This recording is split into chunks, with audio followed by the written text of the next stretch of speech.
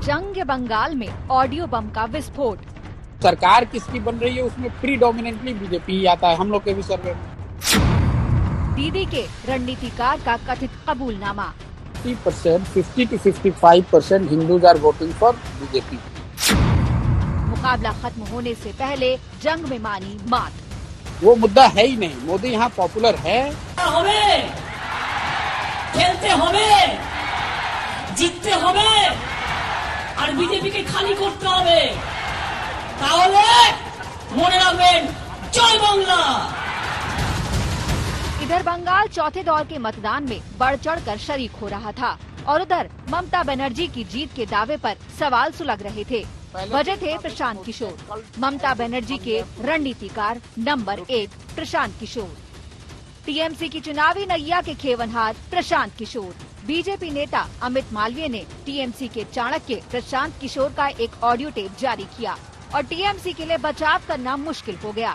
जरा सुनिए प्रशांत किशोर क्या कह रहे हैं। अगर वोट है तो मोदी के नाम पर वोट है, वोट है तो हिंदू होने के नाम पर वोट है। पोलराइजेशन, मोदी, हिंदी भाषी, एससी, ये फैक्टर है। शुभेंदु चले गए कि प्रशांत किशोर चले आए, उसका कोई वो मुद्दा नहीं है,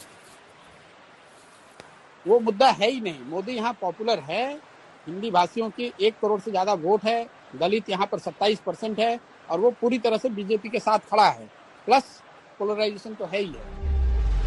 जरा इस टेप की पृष्ठभूमि भी जान लीजिए। प्रशांत किशोर कुछ पत्रकारों के साथ ऑनलाइन बातचीत कर रहे थे, वो बातचीत लीक हो गई। इस कथित बातचीत में प्रशांत किशोर मोदी की लोकप्रियता कबूल रहे हैं, टीएमसी के खिलाफ एंटी इनकम्बेंसी की बात भी मान रहे हैं और ये भी स्वीकार कर रहे हैं कि ध्रुवीकरण हो रहा है।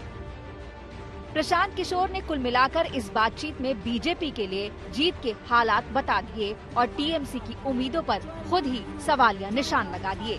जरा सुनिए प्रशांत किशोर आगे क्या कह रहे हैं। Which way is the Matua community going, Prashant? Matua will be predominantly voting for BJP, not as unitedly as they did in Lok Sabha, लेकिन मुझे लगता है अभी भी मथुआ विल 75 बीजेपी 25 तृणमूल। हम लोग एक सर्वे करते हैं कि आप वोट किसको दीजिएगा और सरकार किसकी बन रही है, तो सरकार किसकी बन रही है उसमें प्रीडोमिनेंटली बीजेपी ही आता है हम लोग के भी सर्वे में। उसको हम लोगों ने खंगाल कर देखा भी ऐसा क्यों आ रहा है। ऐसा इसलिए आ रहा है कि जो बीजेपी को वोट कर रहा है वो तो कह ही रहा है कि बीजेपी की सरकार बन रही है। जो लेफ्ट को वोट करने वाले 10 से 15% लोग हैं उसमें करीब 2/3 लोगों का ऐसा मानना है कि बीजेपी की सरकार बन रही है। इस कथित टेप में प्रशांत किशोर ने जो कुछ भी कहा वो टीएमसी को परेशान करने वाला है। बीजेपी ने मौका बनाया तो प्रशांत किशोर का भी जवाब आया। प्रशांत किशोर ने बीजेपी को पूरी बातचीत जारी करने की चुनौती दी और एक बार फिर दोहराया कि बीजेपी की सीट का आंकड़ा 100 के पार भी नहीं जाने वाला। लेकिन चुनावी युद्ध की इस बेला में प्रशांत किशोर की बातचीत टीएमसी को अच्छा खासा नुकसान पहुंचा गई। ये शायद टीम ममता भी समझ रही होगी। आज तक ब्यूरो।